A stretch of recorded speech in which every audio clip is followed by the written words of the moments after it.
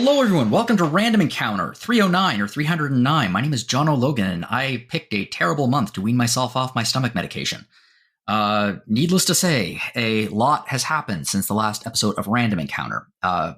First off, you may have noticed that this episode is a few days later than usual. That's because the embargoes for the two games that we're going to be talking about today was after our usual Monday release, and I didn't want to wait another 2 additional weeks to chat about them, so I decided to push the episode for a few days, just so we can have an opportunity to talk about it when the iron is hot.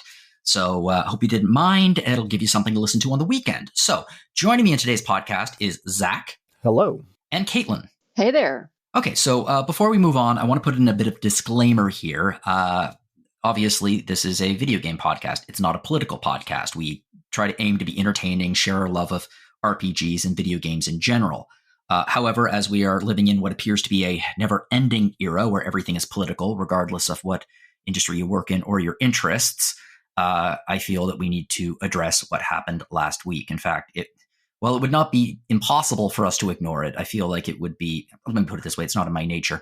So here's what we're going to do. If you can't take a political conversation right now, and believe me, I understand why, the political conversation is going to be after we talk about the games. So we're going to talk about the games, and then in the discussion question section, we're going to be talking about, let's just say, current events. So if you are currently avoiding anything political or anything newsworthy, try to maintain your mental health. And believe me, that's a completely legitimate and understandable position to be in right now.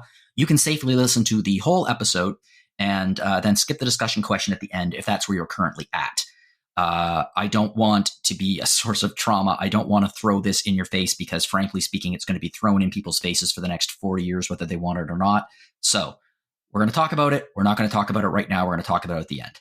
So let's just forget about politics altogether right now. And instead, we're going to have a chat about a world besieged by an evil ruler who's being controlled by an even greater evil ruler. And that is Dragon Quest III.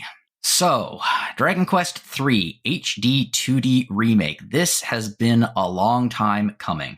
So, if you listen to this podcast or you pay attention to RPGs in general, you definitely have heard of HD-2D.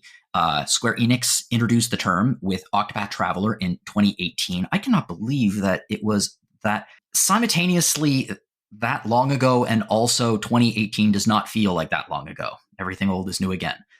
So the style combines the classic 2D pixel art of the SNES with modern 3D environments, lighting, and particle effects, and that creates a really unique look to the graphics that I believe appeals to the retro audiences, but also just looks stunning in a modern sense. So as I said, it's inspired by the look of classic RPGs such as Final Fantasy VI and Chrono Trigger, but with high definition backgrounds, dynamic depth of field effects, and so far, we've had Octopath Traveler, we've had Triangle Strategy, which was a game slightly reminiscent of Final Fantasy Tactics or Ogre Battle. We've had a mobile spin-off of Octopath Traveler called Champions of the Continent, and we've had Octopath Traveler 2, which incidentally I am playing right now, and I absolutely love as compared to the original. Zach, you were right. It was also used as the style in some remakes of classic titles, such as Live a Live and... okay, god damn it. Did I say that right, or am I still saying it wrong? I think it's Live Alive, technically. Is it Live Alive or Live Alive? Yeah. Live Alive. Let's go with that. And the opera sequence in the Final Fantasy VI Pixel Remaster was remastered in HD-2D, and it looks awesome. And then there's what we're going to be talking about today, which is Dragon Quest III.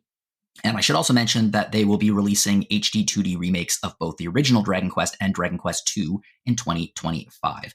So, Zach, you love Dragon Quest, and I do. You do love Dragon Quest. And when you heard the news about this game and the existence of this game, it was holy crap, holy crap, holy crap. And then we heard nothing about it for years. That's true. And it drove everyone crazy to the point where like, oh God, did they just abandon it? And no, they didn't, because we have it. So it's Dragon Quest III. It's the classic NES, I guess, Dragon Warrior 3 if you were in the West, but it's a classic NES RPG. But now updated for a more modern audience with HD-2D graphics. So, Zach, I just want to, before we get into the game, I wanted to ask you, what were your first impressions of the visual style in Dragon Quest III Remake and how it compares to the original? Because I'm looking at it, and all of the HD-2D games up to this point have been very, how can I put this, Squaresoft inspired. Like, they look like Squaresoft games from the 1990s, whereas this looks like an Enix game from the 1990s, because it is technically. So how does the HD-2D visual style translate to Dragon Quest III?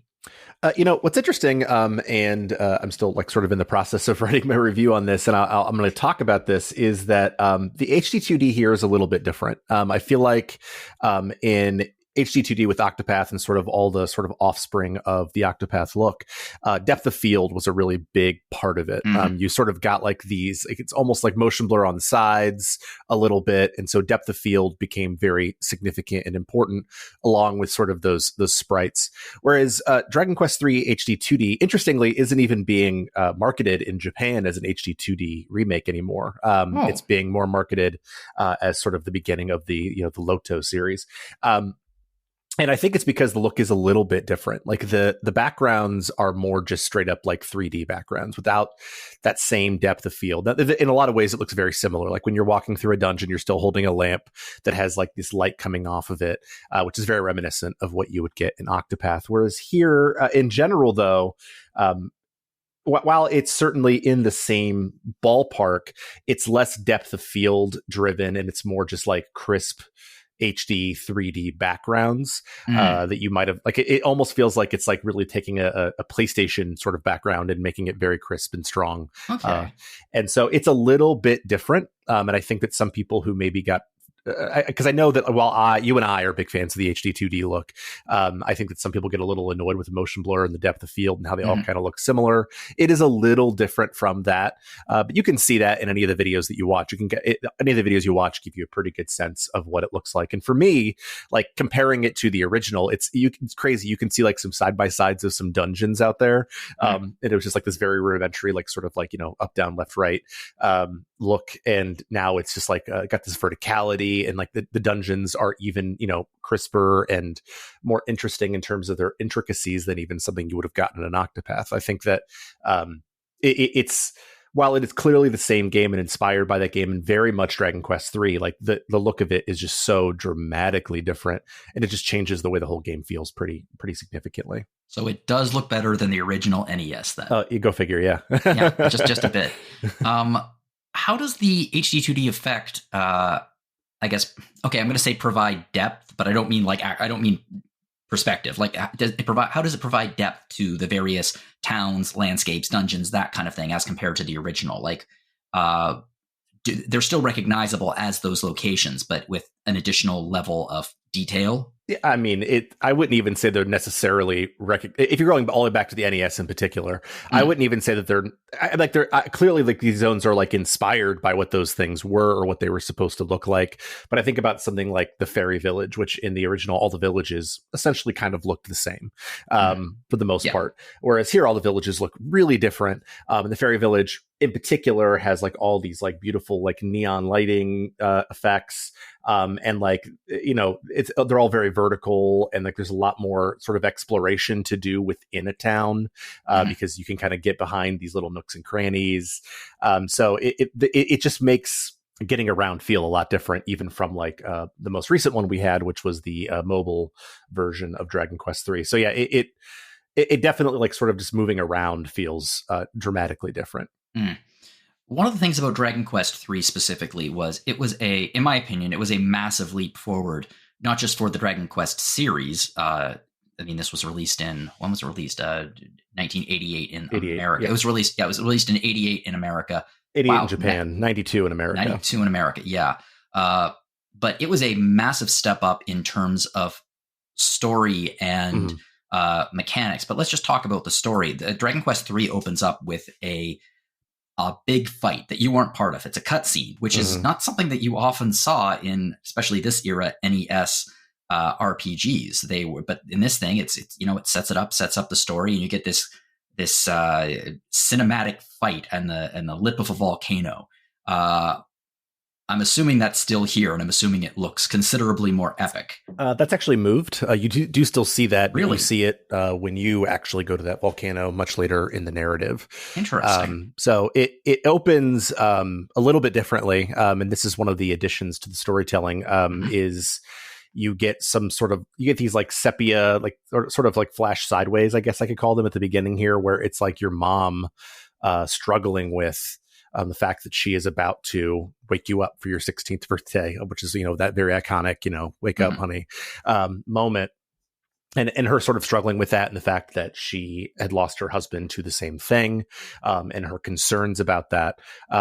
There are all kinds of additions of sort of flashbacks with Ortega, like sort of like you get in that beginning of the original, but they actually come mostly as you're exploring towns. Like you'll run into somebody who knew Ortega, and then they'll flash back to like, hey, this is what it was like adventuring with Ortega, and Ortega's voice actor is like really cool, and you can maybe see Ortega fight like some monsters or whatever. So you get those sort of throughout more, and it adds some nice weight to like this idea that you're sort of chasing after your father, which is really cool. But yes, the opening is actually slightly different in this case, but not, it still maintains everything that it always was, but it moves that particular scene to much later in the story, actually. The thing about Dragon Quest III is, let's just say, the fact that it says it's the HD-2D remake is useful because there have been a lot of remakes for this game. There was the original, Famicom version, NES version.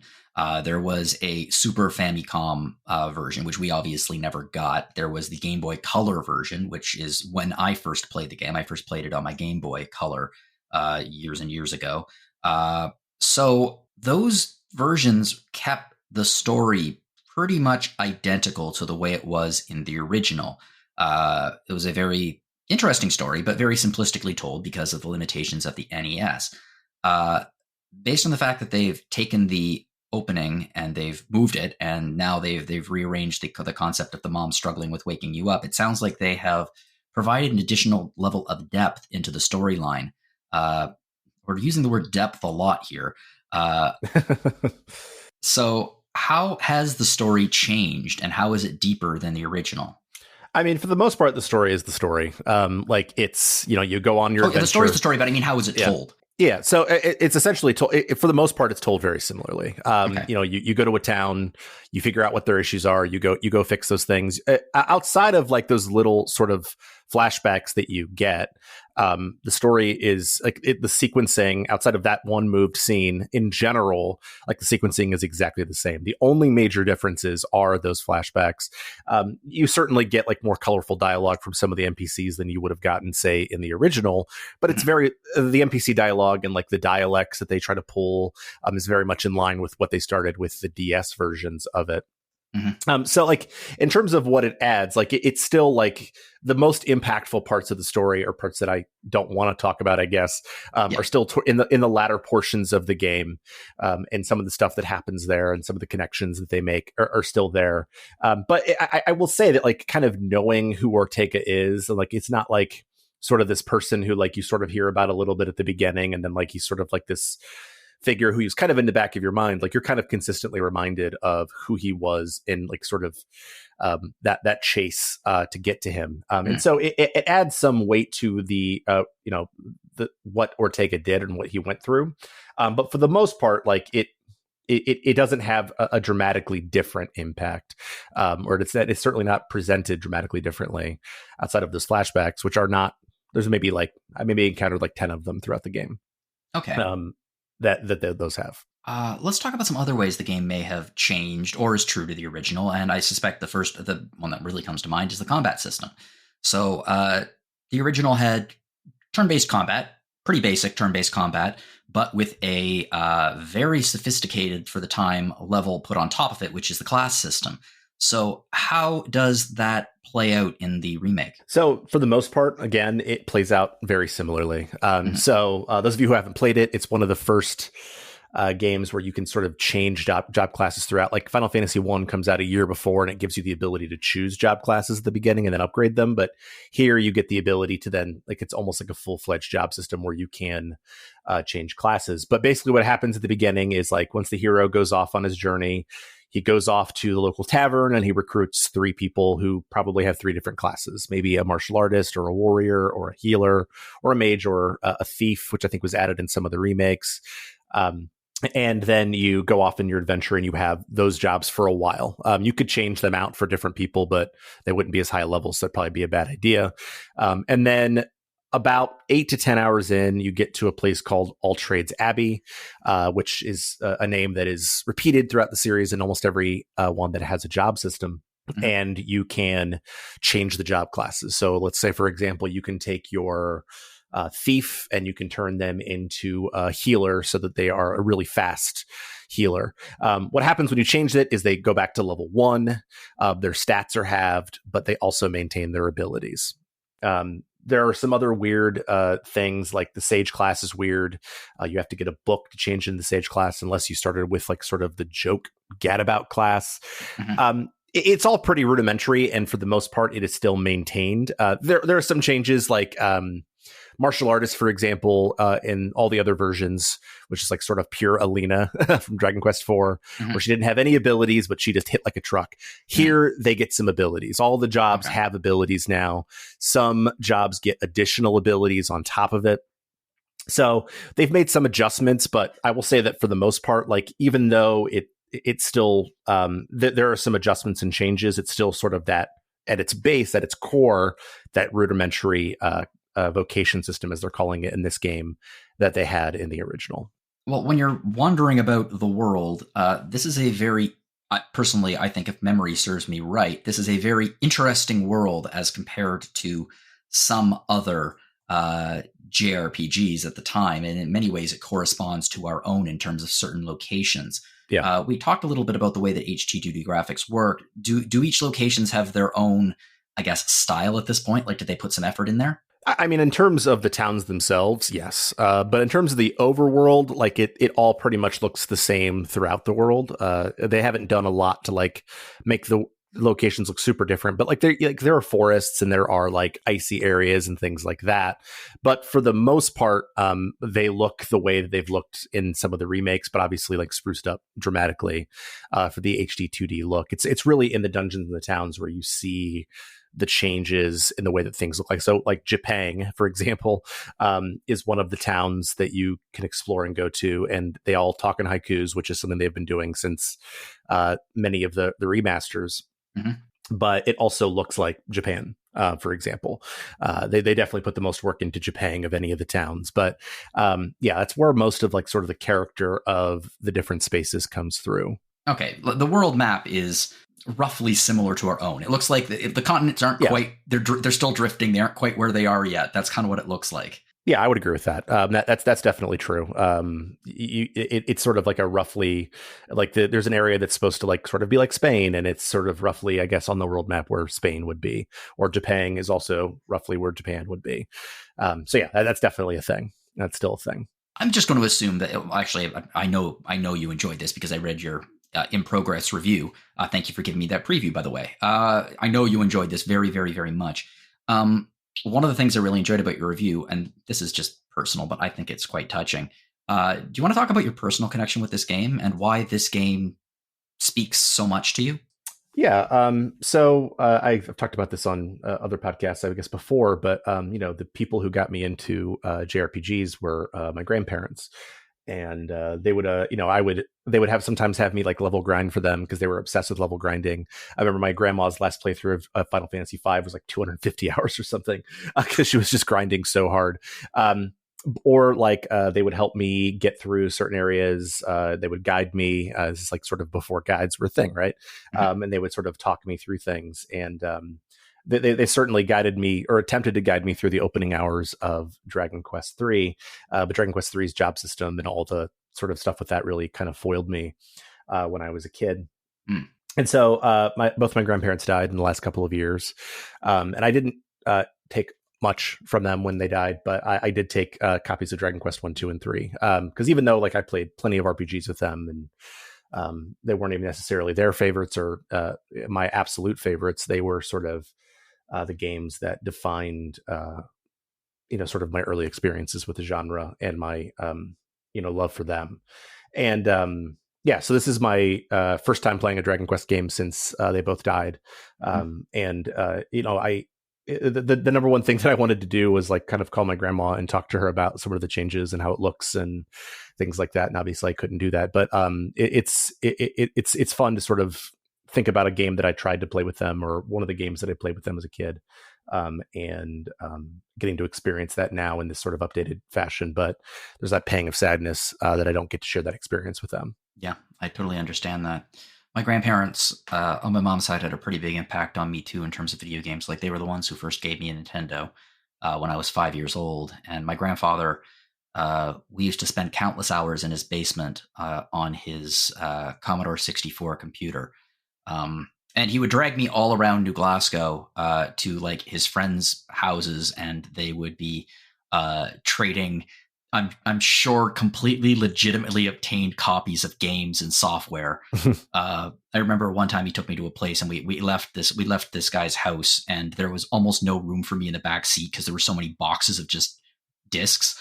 And that gave me a love of computers. It's kind of crazy how I mean, obviously the grandparents and parents impact us in those ways, but we're the first kind of generation that got that experience of the pioneers of the digital age passing on what they knew and loved to us, and how far it's come in the last 20 to 30 years. Yeah. And it's no coincidence that I work for RPG Fan, right? If it wasn't for them, my love of the genre, I'm sure wouldn't be what it is.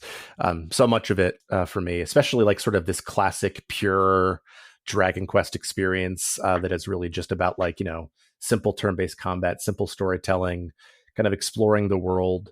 And there are plenty of things they do to make it to where I don't have to ask my grandparents. I would have had to ask my grandparents where to go because they kind of tell you where to go now. Whereas the original they didn't. But like they reproduce in this game so much of what that feeling was, even with some of the quality of life adjustments they make to make things go down a little bit smoother.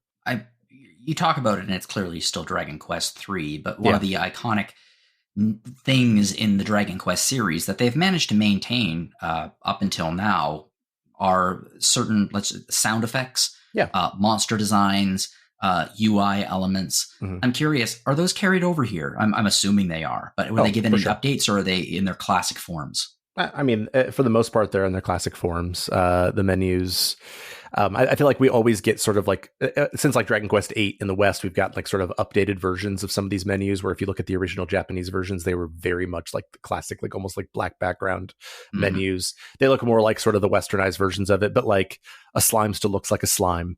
The sound effect when you go to sleep is still the same. The sound effect when you go up and down stairs is still the same. So yeah, it's still that's one of the things about Dragon Quest, right? Like it maintains to a large degree like the heart and soul of what it was, maybe more than any series out there over a 35-year span of time. And certainly it's still recognizable on that front. Yeah, and I mean, Square Enix was playing with fire with this one, because Dragon Warrior 3 is a game that many people in the West have fond memories of, but like this thing is the closest thing you can come to like a sacred tome of video games in Japan. So the fact that they had to stick the landing on this, or it was probably going to be pretty bad for them. Yeah, and I think that in terms of things they maintain, like people have complained. We put out a video preview after some Game Fest, and like, oh, it's first person combat. And I'm like, I think about how sacred that first person combat view is, maybe to some people who played the original, and like that would be something they would definitely not be happy about. Or like the fact that you still have to go early on before you get a lot of resurrection spells. You have to go back to the church to get people rezzed. Like there are still like those elements that are maintained, but like now they have like quest markers for where you're supposed to go next. About a third of the way through, the game opens way up to where you have to go gather those 6 orbs, and it at least gives you like some direction in terms of where you would go, even though it's still very non-linear. So I feel like it has a careful sort of rope to walk here, right? In terms of how do you stay faithful, but how do you still update? And I think they really walked that tightrope really well here. And even with like the difficulty settings, like I think you can turn it all the way up, and I think you'd probably get like that Dragon Quest 3 from the NES experience in terms of challenge and need to grind. The normal one doesn't quite force you to do that, even though it's still pretty challenging in the late game. So yeah, I think it's a delicate balance, and I think they pulled it off here. Let's talk about the music very briefly, because the Dragon Quest music is a very hot football because of the composer Sugiyama, who was, let's call him, a controversial figure. in many ways, not just in terms of his opinions, but also in terms of the way he controlled Dragon Quest music for years and years and years. It's only been recently that we've gotten, in the games anyway, fully orchestrated soundtracks. So this does have, I would imagine, a fully orchestrated soundtrack that's a reinterpretation of his original songs. Interestingly, they are, I think in terms of composition, they are almost an exact replica of, there's a Tokyo Symphonic like suite that they put out, that was like 10, 15 years ago, of the Dragon Quest III music that they put together. And I went back to go listen to it. I was actually listening to it while I was writing my review, and they sound almost exactly the same. So they've definitely re-recorded that music. So it sounds a little cleaner than some of those old recordings, but it is exactly the same as something that Sugiyama oversaw. So I think some people were like, oh, what are they going to do with the music since he died? Like the music that's here are compositions that he oversaw, and they're just re-recordings of the exact same thing. So they want the integrity of that. Yeah. So it's not actually really new music. It's just like slightly nicer sounding versions of that Tokyo Symphonic Orchestra versions from, I think it was almost 20 years ago that they put that out. And it is almost an exact replica of that. So, which my wife was listening to it. And she's like, this sounds familiar. And then she looked it up and I was like, oh, okay, cool. So, so I'll be curious to see what they do with Dragon Quest XII, where obviously Sugiyama's not around anymore. But one of the things I will say is, as much as I really did not care for Sugiyama's compositions later in his life, and obviously I didn't care for him as an individual, once I found out things about him, like I still think, like, to me, like Dragon Quest like 1 through 5, like those soundtracks are so iconic, and I still love them, and so I still love the music here, even though obviously it's art and artist separation situation here, right? But it's good stuff. I'm really glad to hear that, because it sounds like they've really done the job that we were hoping they were going to do with Dragon Quest III with the HD-2D remake. It sounds like, I mean, I would have been surprised if this was lazy, considering how frigging long it's been in development compared to when they announced it. That's the truth.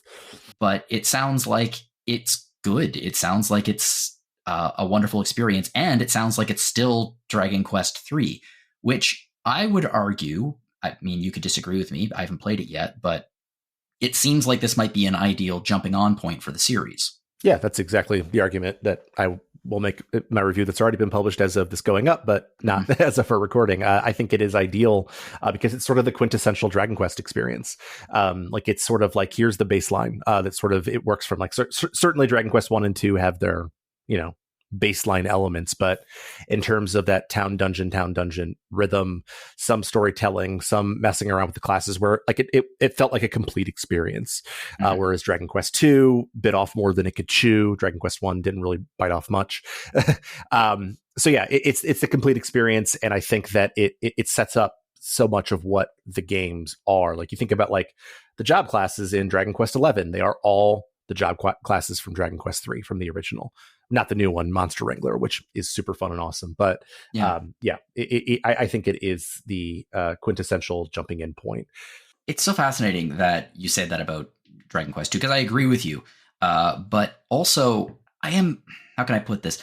I am nostalgic for this period in time, and for many reasons, many reasons at this point. But because the video game industry wasn't, I guess, solidified in the way that it is now, and because, frankly, they didn't really know what the hell they were doing, so many first sequels, so many with the 2 after it on the NES era, these games were like, some of them were just massive, big swings that dramatically changed gameplay, dramatically changed perspective, dramatically changed everything. And it's amazing how few of them actually worked. Mm-hmm. Like when you think about like Castlevania 2, Simon's Quest, or Zelda 2, The Adventures of Link. And eventually, like, aspects of these games were put into them, but were put into the future titles, and they complemented them. But like, so many of the first sequels just did not work at all. Yeah, I mean, Final Fantasy 2, that was a big swing. Final Fantasy 2 was a very big swing. Yeah. And Dragon Quest 2, like, it gives you this huge open map with, like, you don't know where to go. Like, 2 of your characters are useless. Like, it's and then here, like, they go from like kind of pretty linear to like pretty non-linear to then again linear in the closing chapters, and it just finds a rhythm that worked. And so, yeah, I think that it's an interesting to look at that, even though Dragon Quest II, interestingly, is the first game that I ever played to completion and beat as an RPG, which is crazy because that game's really hard. But it's also not a bad game. I'm not saying these are bad games. They're just so different. In many ways, they're different from the original, with the exception, of course, of Mega Man 2. Mm-hmm. True. Yes, Mega Man 2 will forever go down as, oh, this is so much better. Okay, well, since I kind of want to move on to the next game, but before I do, I did want to talk to you very briefly about, I'm playing Octopath Traveler 2 right now. I finished 2 of the quests. I'm having a friggin' great time. This is a really good game. Yeah, I mean, I enjoyed Octopath 1 a lot, but Octopath Traveler 2, I think quite literally is better in every way. In some ways, dramatically better. In some ways, just enough to where, like, kind of push it over that edge to where, like, any frustration and annoyance you might have had now turns into something that's good. Mm-hmm. I think that it's an excellent game, and I'm glad you're enjoying it. I am. I'm enjoying the characters way more. The fact they still don't spend too much time, interacting with each other. And that's a problem, but they do spend more time interacting with each other. The day and night cycle is wonderful. The various path actions during day and night it's just wonderful. It adds so much more utility. The combat is still absolutely terrific, but like the additions just make it even better. I really am enjoying it, in a way that I got to. By the time I was to this place in Octopath Traveler 1, I was like, I just want to finish these stories. But now I'm like, oh, I've got to finish the stories. That's too bad. I'm really enjoying where these characters are going and what they're doing. So, HD-2D isn't going anywhere, clearly. Like we mentioned off the top here, there are 2, Dragon Quest and Dragon Quest II will be coming out with HD-2D remakes next year. I wouldn't be surprised if there are other unreleased Squaresoft RPGs that will be announced as HD-2D remakes, because it's such a no-brainer for games that never made it to the West to give them, wow, this is like a brand new game. Hamet's Lagoon, for example, would be like, especially with the art style of that, would be incredibly ideal for this particular style of that's what I was thinking of. That one in particular is one that I'd really like to actually play. Yeah, I played the fan localization, and it's good. A little clunky, but good. It's a very interesting mix of like Final Fantasy combat with strategy, turn-based field mechanics. But yeah, I'm just delighted by Octopath Traveler 2. I think it's so good.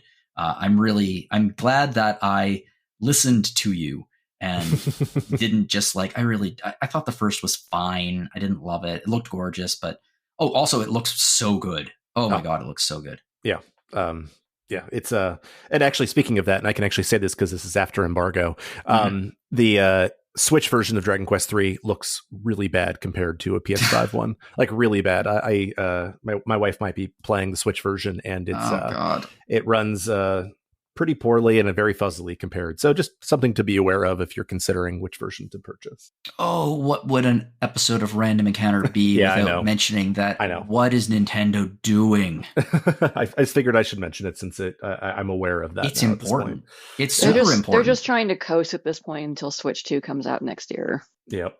I know. And eventually Switch 2 will be released, and hopefully these games will run better on it. I mean, I know that it was recently announced that there is going to be cross-platform compatibility between the Switch and the Switch successor, but hopefully it's not just you can play them. Hopefully it also dramatically improves the performance of these games, because otherwise that's embarrassing. Yeah. Yeah, because it made me think of it, because I remember, because my wife played Octopath 2 on the Switch, and I played it on the PS5, and I was like, dang, it looks so much better on PS5, but it's even more dramatic between these two games, Dragon Quest 3. So... and that's such a shame, because the natural place for this game to be played for a lot of people will be on the Nintendo Switch. Yeah. Not just because it's portable, but because it's a Nintendo system. Right. I agree. But get it for the PS5, yo, or some other system that isn't Switch. There's an argument to be made that the Dragon Quest series belongs just as much on the PlayStation as it does on the Nintendo at this point. Yeah. I mean, maybe not quite as much, but close to that. Yeah. Well, okay, Zach, thank you very much for playing through this, and I am just delighted that you enjoyed it, and not just because I wanted it to be good, but also because you got to relive a lot of beloved childhood memories, and I imagine that added an extra layer to the game, which was probably very nice to feel. Yeah, it was. it was good. Okay. Well, we're going to pivot now to another title that came out this week that is, in a strange way, another remake of a game that is, but this one it's another remake of a game with a dramatically different graphical style, but one that no one was expecting. I certainly wasn't. I remember when the trailer for it came out, and that is Lego Horizon Adventure. So, well, some people might be puzzled by the existence of this game, and that includes me. In retrospect, it isn't really all that weird, because one of the coolest Lego sets I've seen in years is the Tallneck, and that included the iconic machine that looks like a dinosaur and an adorable little Aloy figure. And I looked at it and I was like, that looks really good. Wow. Lego is like a perfect fit for the machines because of the modular nature of the machines. That's really cool. And then we got the trailer for it, which was the weirdest trailer of a video game I've ever seen in my entire life. They really had this weird obsession with a hot dog guy. But apparently the Lego sets went over very well, and they knew it was going to because they also developed this game. So Lego Horizon Adventures is essentially, it's a Lego game version of Horizon. And Caitlin, you adore the Horizon series, right? I do. It's one of my favorite series. Not surprising anyone, I think. Like on this podcast or listening, that I'm a huge Horizon fan. I think they're so good. Zero Dawn I thought was just wonderful, and Forbidden West was also just great. I had such a good time with both games, and I really could not wait until the third game. And then there was the announcement of this, and it was like, okay, Caitlin, have you ever? Yeah. Have you ever played any Lego games in the past? I have not. This is my first Lego game, so I'm aware of them. I've seen bits and pieces of other Lego games like Lego Star Wars, the Skywalker saga and whatnot, but I've never played one myself. Yeah, Lego games, they tend to follow a bit of a formula, really, as I understand it, which is there are two basic mechanics. It's an action adventure game, and the two basic mechanics are beat on and break items to get little bricks, pips, I think they're called. And then the other one is you can use bricks to build new items to advance in the game. And unlike most Lego adaptations of other games, and there have been a lot of them, Horizon Adventures actually had Guerrilla Games working on it. They are the main developer of it. Mm-hmm. And I imagine that, considering how closely that they guard this IP, that was probably a non-negotiable thing. But do you think that impacted the final product? Well, I think it definitely shows in the sense that it's a Lego game, but you can definitely, if you've played Zero Dawn, you see where they're kind of adapting elements and story and characters, and it all feels as authentic as a Lego version of any existing IP can, in a way that is kind of a tongue-in-cheek, humorous version of the story. It's not meant to be taken super seriously. The characters are often kind of caricatures of themselves in a good way. This is, if you played either of the Horizon games, like there are bits and pieces of humor, but they're very serious stories, and there's lots of down moments, and Aloy is a very serious and focused character. There's a lot of levity in Lego Horizon Adventures that can sometimes be jarring, but is a kind of a breath of fresh air in a way that it's a joyful version of Horizon Zero Dawn, and I think it's kind of brilliant in that way. Yeah, that's interesting, because the tone of the main games can be dark, especially considering how it's a contrast to how beautiful the world is, that Aloy herself goes through just nightmarish levels of social isolation and abuse from the various tribes, whereas Lego games tend to be a little bit more, shall we say, peppy versions of the stories that we're already familiar with. So Horizon Adventures follows essentially the story of Zero Dawn. Yes, but like a much more lighthearted version of it. Yes, it's sort of a surface level, I guess you'd call it, adaptation. There's no discussion about the old ones and the apocalypse and the whole plot twist of what happened before Yeah. Everyone, like, in the present was born. It's pretty much just about stopping a sun worshipping cult who, if you've played Zero Dawn, you probably know the name of that cult and their leader or leaders, and Aloy trying to find information about her mother. Mhm. And like, there's elements of that search, that quest of hers that echo what happens in the main game, but it's a much more simplified, Mhm. and I guess you could argue wholesome version of that story. Like it's a happier rendition, a Saturday morning cartoon version, I guess you could say, of the Horizon Zero Dawn narrative. It's interesting you say that because I could totally see if this game had been released. I guess it would have been a movie more than a video game because that would have been the only way to realize this thing. But this totally would have had like an early '90s Saturday morning cartoon based on it. Oh yeah, yeah. I mean, like it's honestly, there's lots of like this is like a Captain Planet kind of Oh thing, yeah. because like the main, as is in the case in the main series, there's a whole underlying element of how do we save the planet, either from Mhm. ourselves or from some other mysterious figures, and that's present here too. Like you could, this is very much like the bad guys are trying to corrupt and destroy all natural life, and we're the ones trying to save it. So we're very much like, the like Captain Planet, basically. Like, with our powers combined, we can stop Helis and his sun worshipping cult. I'm not even going to pretend I would not totally go for a remake of Captain Planet and the Planeteers right now. I think it would be timely and actually kind of nice. Um, I really do want to ask about the character of Aloy because Aloy is, I guess, I don't want to use the word dour because there are moments of celebration there, but as you said, a extraordinarily focused, serious character. And that's clearly not the tone in the Lego games. And all of the actors, most of the actors are here playing their characters, It's more actually cartoony it's versions. it's fewer of the original voice actors than you would think. It's Really? only looking at the credits and comparing them, I think there's only about four that are the same.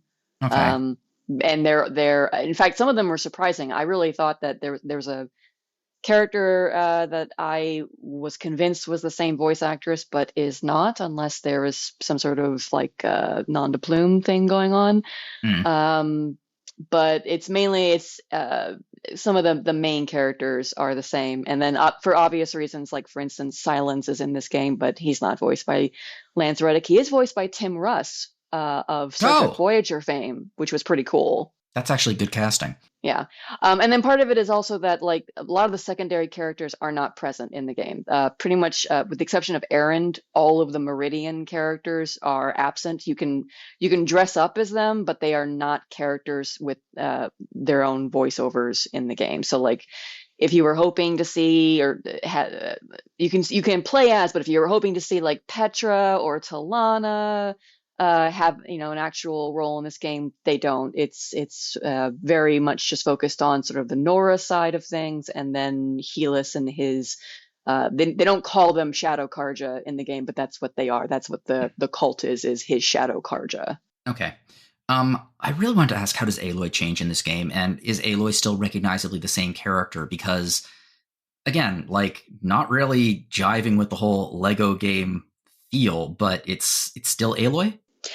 I think she's still very recognizably Aloy, but like I said earlier, a happier Aloy. She's very optimistic and throws out quips here and there. She's still very much focused on like we gotta stop these people. We gotta save the planet, and I want to find out more about my mother, but without some of like the outcast narrative from the main game is barely there. There's brief mention of it at the very Mhm. beginning, but everyone forgets about it, and it doesn't really become an issue.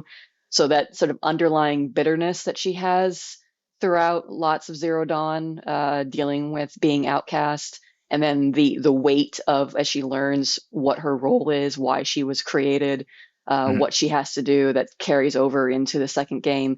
None of that's really there. And part of that is because you have other characters that go out and journey with her. You have multiple characters you can play as, although not as many as I was expecting. And you sort of have like you're building a team to stop the bad guys. And so, unlike the main game in Forbidden West, where Aloy really kind of struggles with the idea of working with others and trusting other people, there that's not present. She's perfectly happy and fine to work with everybody else. And so, like I said, a happier version of Aloy. Let's talk about the team aspect, because there's a lot of co-op in this game. I mean, I don't think that you would have gotten an opportunity to play co-op because, I mean, we're reviewing it. But co-op is going to be a pretty big thing. So who are the other characters you can play as? I'm assuming Aaron Varl is in there, I've noticed.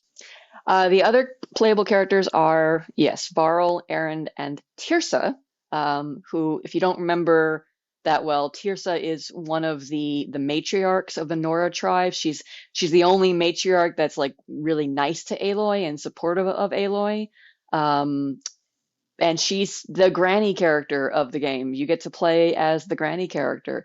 And, she's really fun. I love hearing her in battle when she's like, yelling, "Oh, I feel 60 again." It was just very humorous.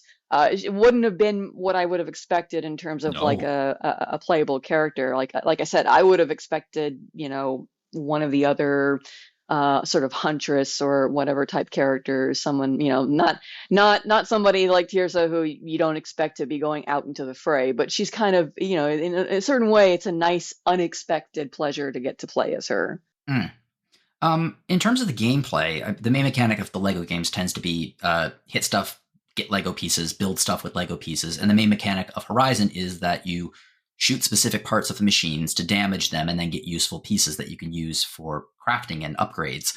These two mechanics seem like they dovetail perfectly. So what is the moment-to-moment gameplay like here? So after you go through some of like the opening tutorial missions, you get introduced to your base of operations, which is Mother's Heart. And Mother's Heart is like the primary settlement of the Nora tribe. So the pseudo capital, I guess, if you could say that, of the Nora tribe in the main game. And it's been attacked by Helis and his cult, and you have to go rescue people and rebuild Mother's Heart. And that's where a lot of the building comes into as you complete story missions, and you earn bricks, which are sort of like a marker of your progress. You can rebuild certain plots and then customize those plots with really a wide variety of both Horizon and just general Lego, like Lego City, Lego Ninjago themed sets. So like you can very much have almost whatever you want. Like you can try to stay true to the Horizon theme, but you can also build an amusement park or a bustling city or a Japan themed village with all these different sets. And then, when you're not running around customizing Mother's Heart, you're doing story missions. There are a couple of different areas, about 4 different zones that are all kind of distinct in terms of like you have a mountain region, you have a jungle region, that kind of thing. And you have a series of main story missions that you can complete, and those involve exploring smaller connected zone areas that you go from one to the next. So you'll run around one area collecting studs, finding hidden treasure chests. Occasionally, you will find a pile of bricks that you can rebuild to get some extra studs, which studs are the currency in the game that you use to unlock skills and buy outfits and buy access to new things to build a Mother's Heart. And then you'll come across areas where you zip line down into a zone with enemies. And there could be human enemies, there could be machine enemies, there could be both. And you will, depending on the character you're playing as, and they play a little bit differently. Like Aloy's got her bow, Varl has a spear, Aaron has an axe, and Tirsa throws bombs. So you have kind of different play styles between the 4 different characters. But then you'll go around wailing on enemies, and the machines, like you mentioned, like if you thought the Lego Tallneck set in the real life Lego set was cool, it's really neat to see not just Tallnecks, but all sorts of different machines. Most of the machines from Zero Dawn are represented here in all their Lego glory, and they have very much the same. Like the components are in the same place. If you remember where to shoot components off of grazers or what the weak point of a watcher is, it's the same here, and it works very similarly. You can deal more damage to the enemy, you get more experience, and you can cripple them and prevent them from doing certain attacks if you break off components. So it's very they've done a good job of capturing the heart of Horizon's combat in Lego format. The thing I wanted to ask about that is obviously the perspectives are very different in these games.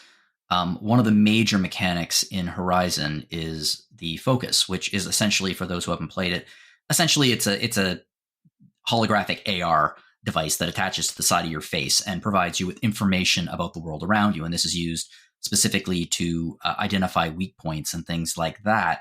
It's used for puzzle solving in the main games. How does the focus mechanic translate into the Lego gameplay format? And does it add extra depth to the combat, or? It functions for the most part. Primarily, you'd be using it in combat to identify the components on machines that you want to target. So if you don't already know where their weak points are, where the components are that you can detach, you would use that to tell you. There are some settings in the game menu where you can increase. For instance, by default, it does not warn you about, say, pitfalls, like areas that if you step on will get spiked and you'll take damage from them. You can change that if you would prefer, and then the focus will reveal those for you. But it's pretty much primarily just like, oh, I don't remember where to target on this machine. Let me push this button and it will highlight for you. There's no real puzzle solving in this game. There's you occasionally, the whole puzzle, I guess, solving idea is just to pay attention to an area when you're moving through and look for areas off the beaten path, and that usually leads you to a chest or a pile of bricks to rebuild. But there's no finding a puzzle that you have to solve in order to progress. Beyond the occasional platforming that you would do in a couple of the cauldrons, and there are cauldrons in this game that you get to explore.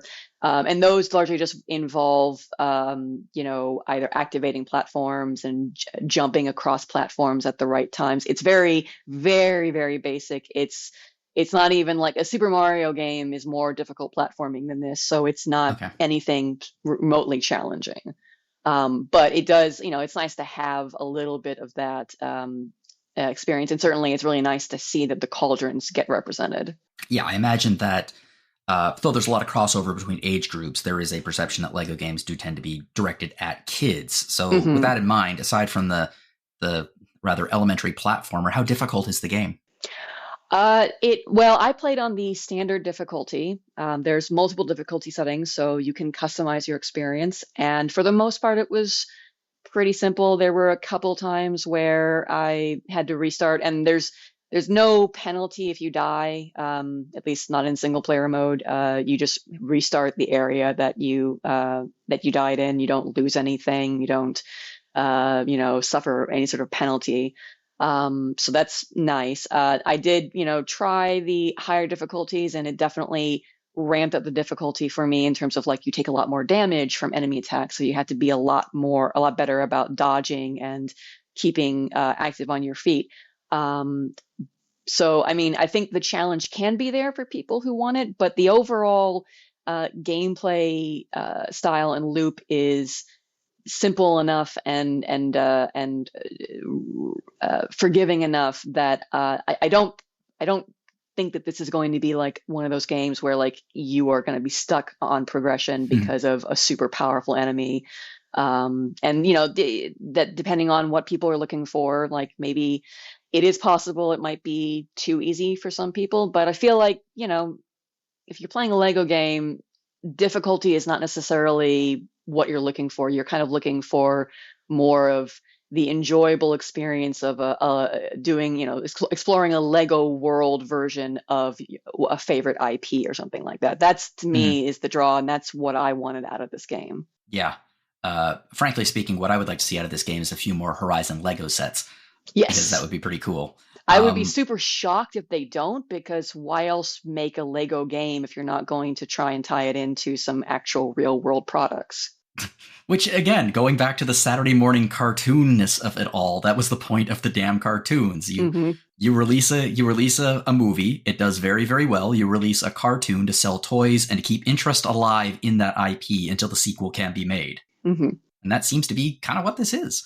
And actually, it's kind of interesting that this is one of, I'm not sure if it's the first, because I haven't looked at every Lego game, but in cursory looking at other Lego games, it's one of the only Lego games where pretty much the entire world is made up of Lego bricks or things that look like they could be from an actual Lego set.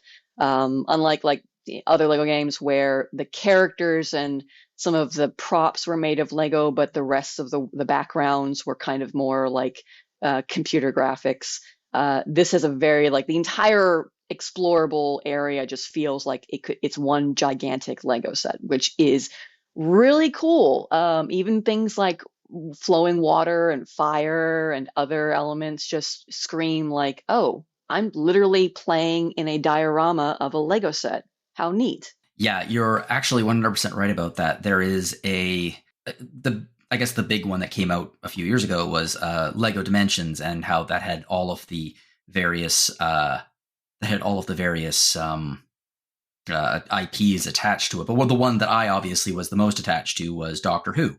And in the DLC, they released, you could visit every single console room in the series history. And although all of the consoles themselves would be made out of Lego pieces, the rooms themselves would be, architecturally speaking, they wouldn't be made out of Lego. They would look exactly like they did in the TV show. So that's kind of neat. I guess we were talking about Saturday morning cartoons and how they are holdovers to keep you interested in the IP until the next one can be released. With that in mind, did Lego Horizon Adventures hit the spot when it came to getting some new Horizon for you? Or was it just something to tide you over until Horizon 3 comes out in, let's say, 2026? I think it's more something to tide me over. It's a very short game. It's the main story is easily completable in under 10 hours. Even honestly, if you take time to rebuild Mother's Heart, it's a short experience, and there's not a whole lot of replayability. I mean, you can keep exploring after you beat the game, and there's co-op, and that adds extra things you can do, but you can't replay story missions. You can only do what are called expeditions in story in each of the 4 areas, and that's just like from what I can tell, it's a random selection of areas and enemies. It's so there's replayability in that, but it's only 4 areas that you can do that in. So I don't know for sure how long this is going to keep the average person busy, unless they're just really invested in playing a lot of co-op with friends. And even then, I believe it's only 2-person co-op, so it's not like you can get a gang together and really go to town and get crazy. And the reason why I say that is because we also just recently had the remastered version of Horizon Zero Dawn come out shortly before this. And that's obviously being a remaster. It's a much meatier experience. If anything, I would say that would be something to satisfy an itch for a Horizon experience while we're waiting for the 3rd game. And this is more of like, it's just a little amuse-bouche of sorts in that sense. Yeah, but I am happy it exists. Yes, yeah. I mean, like, it's not something I think I say in my review. I did not have this on my bingo card. Maybe I should have, because it certainly is. It was a lot of fun. I had a lot of laugh out loud moments. The humor in the game is really good, especially if you are familiar with the characters. Like some of their proclivities in this version are hilarious, and like. It's nice to have a game that is pretty much just about having fun and being joyful, especially in the current climate. So I definitely think it's good in that respect. Now, I will say, like I said, it's short. It's retailing for $60. So your mileage, I think, will vary depending on how much you think it's worth it for that price. If I had to be brutally honest, I don't know that I would have bought it at full price if we didn't get a review code. I think I would have probably waited for it to go on sale, just because, that's a lot of money that could go to another full or almost full price game that, I might be anticipating more. So like I said, just, mileage may vary there. And I mean, there are a few things I didn't like about the game. Minor sort of little quibbles that, if I had to find negatives, it's like, the camera's kind of focused downward. It's sort of semi-isometric style, so you cannot move the camera around at your own discretion. You can't even pan it. And that kind of feels like a missed opportunity if you're going to have a world created entirely out of Lego pieces. Like, let us see the world. And then, other things like you always rappel down into stealth grass. The stealth grass is here, and it works the same way in theory. You don't get noticed by enemies while you're in it, but the enemies are always usually on the opposite side of the screen or the area from where you rappel down to, and you cannot move the camera to see them. So you usually have to leave stealth in order to even see what you're dealing with, and then you revealed your position and combat starts. It's just kind of it's a few weird things like that. That's like, I don't know, like it doesn't hurt anything. It doesn't really mar the experience, but minor little quibbles aside, on top of it's a short experience, and there've been a lot of other great games that came out within the same time span. So I don't necessarily blame anyone saying, I don't think I can put $60 down on this right now. But, holidays coming up, there may be sales for a slightly lower price. And if you're a fan of Lego games and Horizon, it may be a no-brainer in that sense. If you're a fan of Horizon, might be a good choice.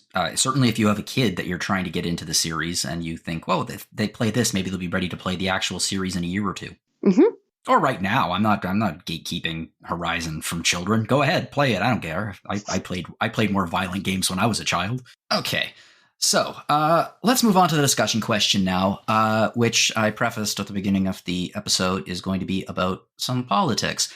So if you are not interested, I'm just going to say right now you can end the episode. Thank you very much for joining us. Again, whatever you're listening, whatever you're playing, have fun. But we're going to talk about this for a minute. So not very long, just a minute, because I just can't. So first off, I'm Canadian. I know I'm Canadian, but I'm going to speak from my experience of 2016 to 2020. What happens in the United States doesn't stay in the United States. And there are a lot of people around the world right now who are as terrified as many Americans are. I've been thinking about this for a while. I don't have any notes about this. I'm just going to speak off the top of my head, which may or may not be a terrible idea. I remember in 2016, the night of the election, after it became clear what was happening, I remember being scared, really scared. And I remember the major reason why I was scared is because I didn't know what was going to happen next. We had no frame of reference for what was going to be happening after November of 2016. We did not know. For many people, it turned out to be beyond their worst nightmares. And after this election in 2024, I also felt scared, but it wasn't because I didn't know what was coming. Now it's being scared because I do know what's going to be happening. The next 4 years are going to be a nonstop parade of being gaslit about everything, whether it be big or small, whether it be a worldwide pandemic or whether it be a crowd size. It's going to be nonstop gaslighting, lying, and don't believe your lion eyes. And that is astonishingly exhausting. And 4 more years of that, at the least, is a horrifying prospect. And I think that a lot of people out there feel the same way right now. We are a small video game website, and this is a passionate, loud, but very this podcast does what it can. And we are going to be here regardless. We're going to be playing video games. We're going to be talking about them. We're going to be having honest conversations about these games. We're going to bring them to you, and I promise that I'm going to be as positive about the good things that are happening in this sphere as possible. But just because the good things are happening doesn't mean that the bad things aren't also happening. So keep in mind, over the next weeks to months to years, be kind to yourself, be forgiving to yourself for what you're feeling in the moment, and know that there are so many people, both in the United States and Canada and around the world, who feel the same as you do, and who are equally scared and horrified and don't know what tomorrow is going to bring. Know that you're not alone in this. And I hope that on the other side of this, we can look around again with joy and without fear. But at the moment, I understand that it's overwhelming, and I think that is legitimate. And if you are feeling it right now and people are saying, you can't be like this, you have to be positive, you have to be chippy, you have to be, look at, get ready to fight, we need to fight, and you just don't have it in you right now, that's okay, because we have just gone through a nightmare for the last, 8-9 years that has never ended. If you're exhausted, you can be, and you're allowed to be.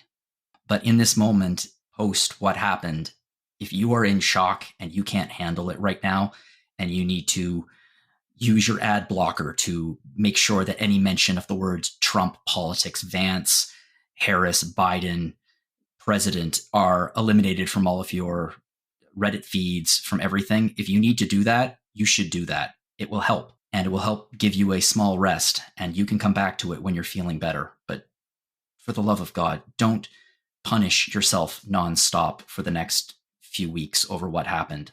Please take care of yourselves, because it's going to be hard. It is hard, and you're not alone in that. Anyway, that's how I'm feeling about it. How's everyone else doing? The thing that I find sort of most fascinating about it is I've talked about this, or most troubling about it as well, is that I've talked about the fact that I'm a teacher on this podcast, many podcasts, in my writing plenty of times. And I think back to 2016 when Trump won, and walking through the hallways, it was like grief had settled over my students. You think of young people as being, more woke, or whatever word you want to use to describe young people. And over the 8 years after that, so much of the rhetoric of Trump sort of seeps into we'll call it the online spheres, right? And it's obviously, we see it with the way that people react to our views or whatever, and it's constant, right? The normalization of that kind of rhetoric and the way that he thinks and the way it's sort of dripped down. And so I think about like in 2024, like I had some students who I like who were like, oh man, I saw this girl like weeping in the hallway. This girl who's from Somalia, like she's afraid she's going to get sent home. And like, I don't understand, like, it's not like the world's going to come to an end. And I really am very cautious with the way that I talk to students about anything political. I have to be, but I said, look, like I understand what you're saying.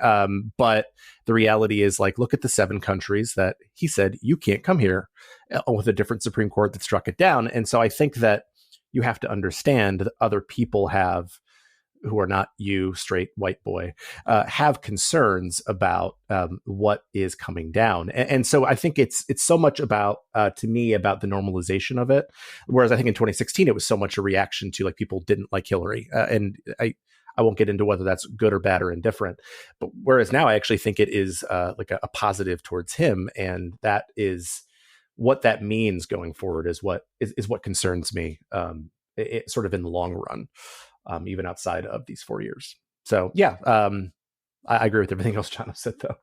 Yeah, I agree. I agree with what both of you have said, because I've felt those very same things myself. The Wednesday after the election, I was in a state of shock. I had barely gotten any sleep. I was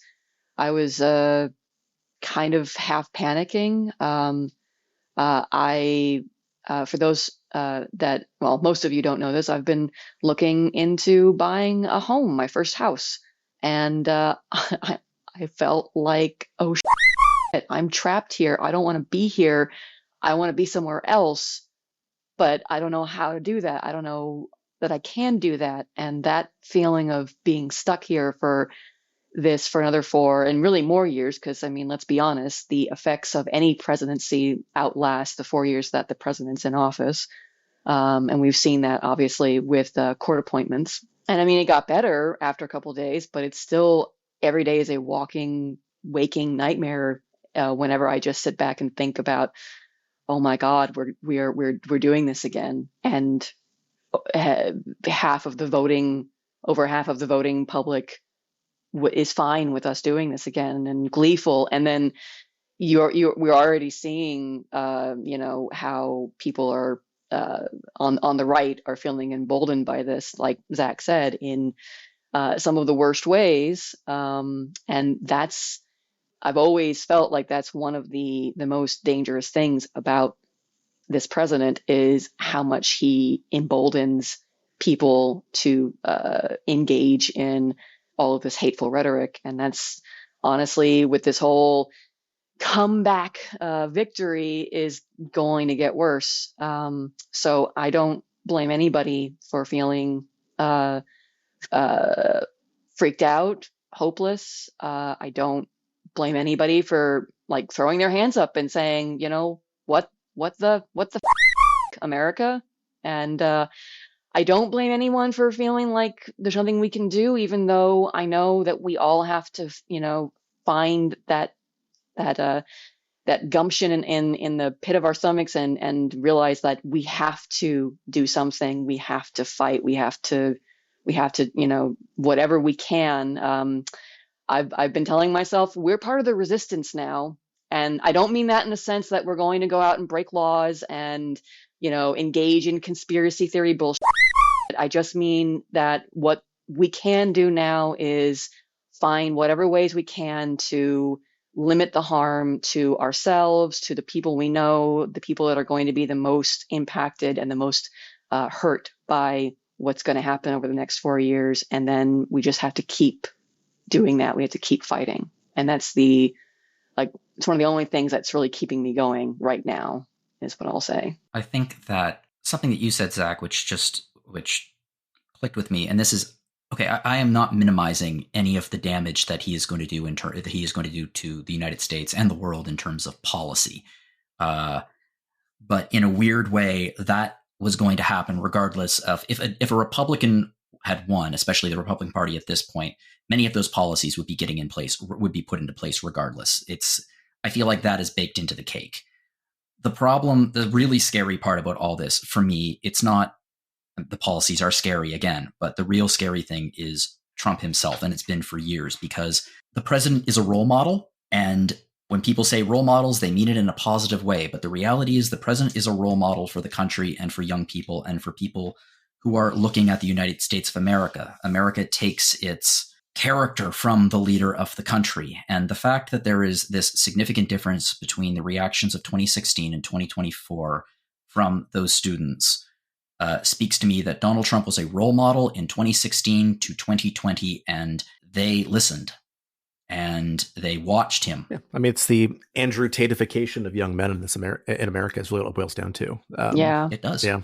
That's the real scary thing about Donald Trump. Sometimes it's not just the policies. The policies can be bad, the policies can be good, but it's not just the policies that makes the president the most powerful man in the world. It's not just the policies, it's who that person is. And I wish I could leave you with some kind of a hopeful note right here, but I'm not feeling particularly hopeful at the moment. In fact, I am fully suspecting that, looking at this from a Canadian point of view, that there is going to be a sudden rash and push of elections in this country and presumably around the world, as right-wingers are going to be pushing to get into power in the next few months. Because if you are on the right and you are in a political party, you know two things. One, Donald Trump winning is extremely good for you. Donald Trump governing is extremely bad for you. These people need to get power before Canadians and other people around the world remember what this is going to be like. Because once they see what's happening in the States, other countries are going to start becoming horrified. And I think there might be a turn, just as there was back in the first time, of just being repulsed by the concept. But at the moment, they're emboldened. And I think you're going to see a lot of elections very soon from people who are going to be trying to jump on the bandwagon. So if you are in a country that is having one of those elections, you can do something. You are not powerless. The elections haven't even started yet. You can research, you can go out, you can find a candidate you believe in, and you can work tirelessly for them. And that will help. It will help you on a personal level. It will help your country. It will help your community.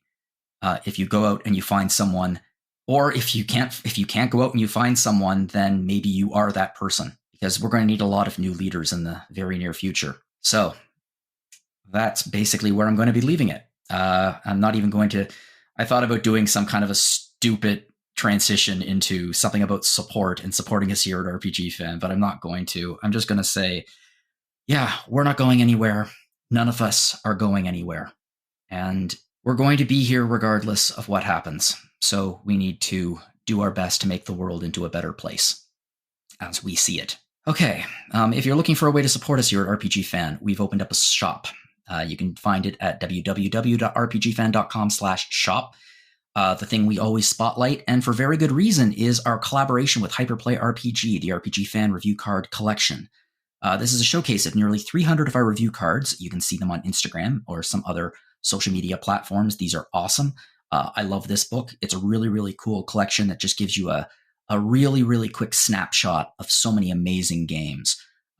It's such a great way to discover new games that maybe you've never thought of before, or maybe games that you've heard of but you forgot about and you just need a reminder. So I would absolutely check that out.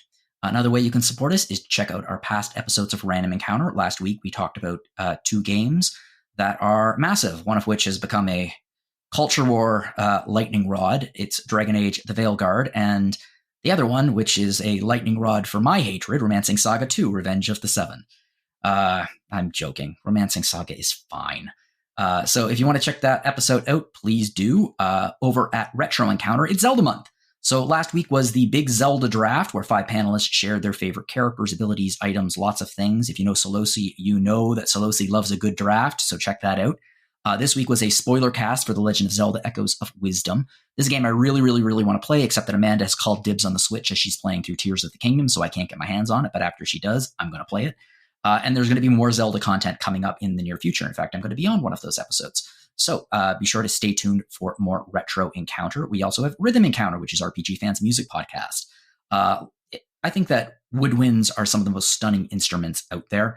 And last week was a beautiful episode that featured woodwinds. So if you love the gentle and soaring sounds of flutes, ocarinas, and more in RPGs, check that episode out. If you'd like to get in contact with us here at Random Encounter, you can fire me off a message at podcast@rpgfan.com. If you have any ideas for discussion questions, anything like that, please fire a message off. I would love to hear from you. If you'd like to contact me personally as the review manager or just someone who works at RPG Fan, you can do so at jlogan@rpgfan.com. I'm not the only person on here with a social media presence. Zach, where can we find you online? You can actually just email me, zachw@rpgfan.com. You can also find me on our Discord as ZachW. Cool. And Caitlin? You can email me at caitlina@rpgfan.com. I'm on our Discord, or help moderator Discord, so I'm Aurelia Burrell there, and that's also my handle on social media.